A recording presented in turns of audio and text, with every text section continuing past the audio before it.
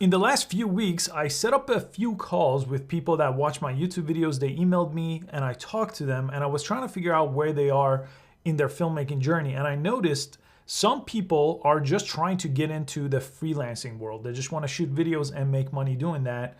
And a majority of people are already doing some kind of video work and they're trying to go to the next level. They're trying to basically make their own video production company. So my career in 15 years, half of it was that, freelancing. And then I transitioned into having my own business and my own company.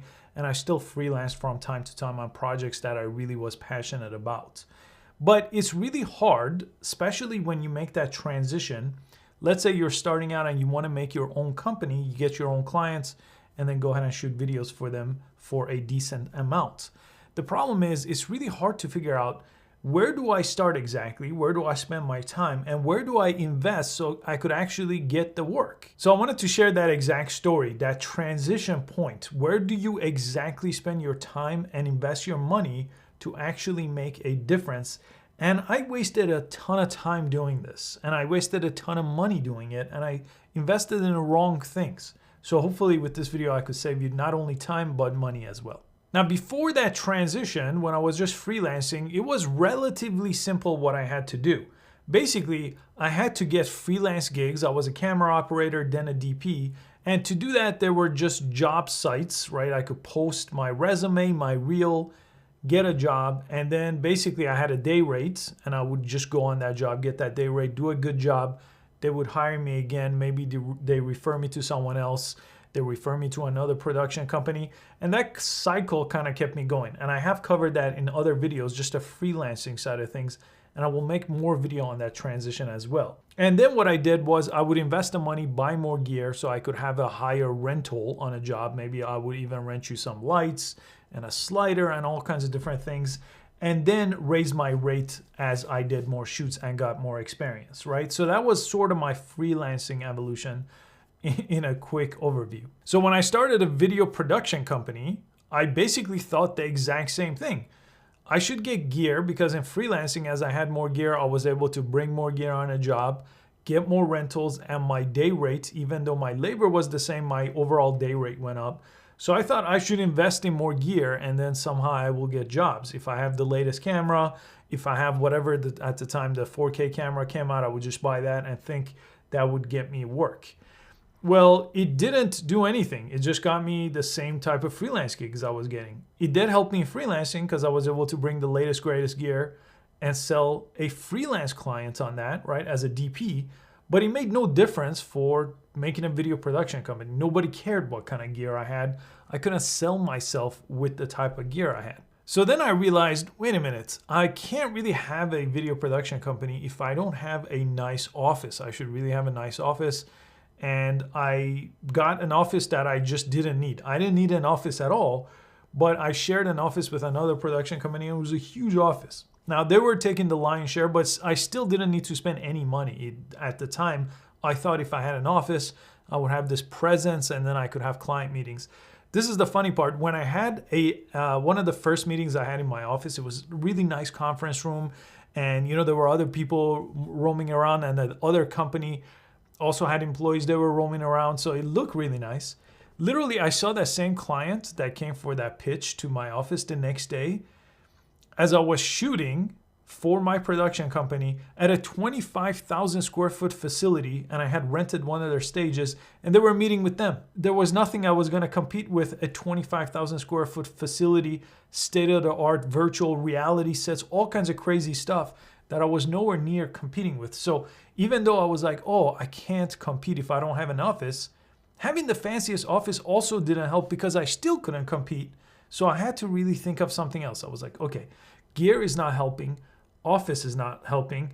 And keep in mind, I'm freelancing at this point. So I'm investing my day rates back to this stuff to try to figure out how to really craft this video production company. Now I'm compressing the time, but I was really getting frustrated because nothing was working and I was getting a little bit desperate. So I started doing more and more research. I was like, I'm gonna take a little bit time off from freelancing.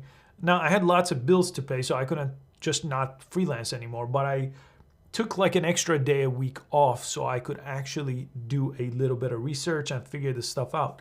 So then basically what I did was I learned, or I Googled how to get clients for my small business, and I just went down the rabbit hole of figuring that out.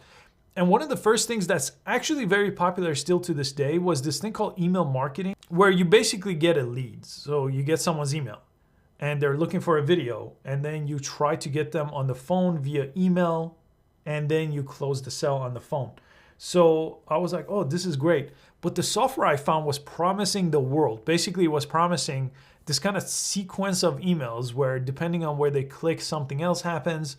And I was really excited. Basically, they had some sort of webinar I watched, and I was like, oh my God, this is gonna get me clients. This is the thing I've been waiting for. But the problem was, I think at the time it was like $2,000 or $3,000 sign up fee. And then the software was like $400, $500, something really expensive. And the sign up fee was the big problem, because even though I was spending a lot of money in the freelance part on gear, I had no problem with that because I had like a tangible thing that I would hold, like a camera. So if a camera cost me $5,000, okay, I have this thing and I could sell it, for maybe $4,000, like in 2 weeks if it didn't work out. The problem was with signing up for this kind of service or whatever it was, that I had to pay money and I didn't physically get anything. And this is the problem I've seen in my entire career, and it's just a mindset shift that's really hard to make. When it comes to spending money on things like that, or on any marketing or education that's not physical gear, is so much harder to spend money. So I had such a hard time.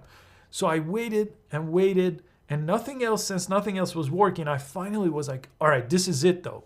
This is gonna solve the problem. I spent the money. I gave him the few $1,000 that it was to get initiated into this, and then they give you some sort of coach. So that's basically what you paid for. And then the coach had, I think we were doing weekly calls. So I set this whole thing up. But I think because I was so desperate to make this work, and it was more like a long-term thing, email marketing is just something that doesn't work right away. You have to capture a lead and then build an email list, and then all kinds of other things come into it. And because I was so new to it, it just was so overwhelming, and the software was so complicated at the time. They've really simplified email marketing now with these kind of sequences, but at the time it was so complicated. I was like spending hours a day just to figure out how the software worked, not how email marketing works. Then I gave up, basically. I lost my money because I was paying $400 or $500 a month, right? So I couldn't just keep spending that much money, and it wasn't showing me immediate results. So I gave up. And one of the lessons I learned was that when you're really desperate to make things work, you sometimes don't give things enough time. And I didn't learn this at the time. I kept making mistakes like that. Then the next thing I did was, my sister worked for Google at the time, and she actually worked for their ad department. So I said, I'm desperate. I can't get any clients. I can't make this work. I need help. So she said, oh, okay, we'll need to spend $500 a week to figure out what's going on. And she showed me kind of the Google ad platform. Well, again, I was like, what do you mean $500 a week? That's $2,000 a month you want me to spend on ads? Which is actually really reasonable, because if you get a client, like a typical client I would get now, $8,000 to $10,000, I could make it work and justify even a $2,000 ad spend just to get one client. But then I had no idea that's how that works. So I just told her no. I was like, I could spend $100 a week, which again, it was a lot. It was replacing what I was spending in the email marketing fee. That didn't work because I didn't give it enough time. With ad platforms, to this day, Google and Facebook, the two ad platforms, the biggest two, still take a little bit of time. You have to invest money for them to kind of figure out your ideal target audience, and all kinds of things have to be in place correctly. So then I gave up on that too. I almost was gonna go back just to freelancing. I was doing fine at this point. I had freelanced for several years and I was doing okay, but I just didn't like freelancing because I just didn't like that I wasn't in control of my next project. So when there was the feast and famine that I've talked about before, where I either have too much work or no work at all, I wanted that out of my life. There was no security, no safety. So even though I liked the work, I hated just feeling like I'm gonna lose everything at any moment. So that's really why I was really desperate to make this other thing work. So what ended up actually working was something that I learned for free. And it was basically the same thing that Google Ads are capable of doing. You could do search engine optimization, and whatever keywords you were running Google Ads for, you could try to rank for those organically. And I was doing that by writing blog posts. So it's content marketing and figuring out search engine optimization through content marketing. Nowadays, basically the exact same thing still exists, but it's really been replaced with content marketing via social media. So I really teach people a lot of times to use YouTube as a platform to generate leads. I have multiple YouTube channels for different things, and they all generate leads for my business as well as make me money on YouTube. And it's more of a passive kind of thing that could get me leads for free because it's organic content. I'm not paying for paid ads. Now, I love paid ads because with paid ads, you could actually shape exactly how things work. You could turn things on, you could turn on the system and turn it off.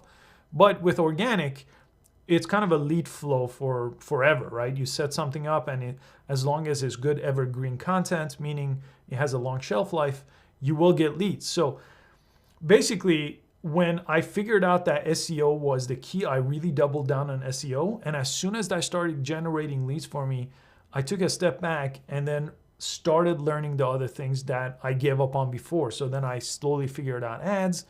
And then now I really started to figure out email marketing. So the same sequence is out there for any business, and it depends. If you have more time than money to invest, there are plenty of ways to try to get clients organically, meaning with free content on social media, on SEO.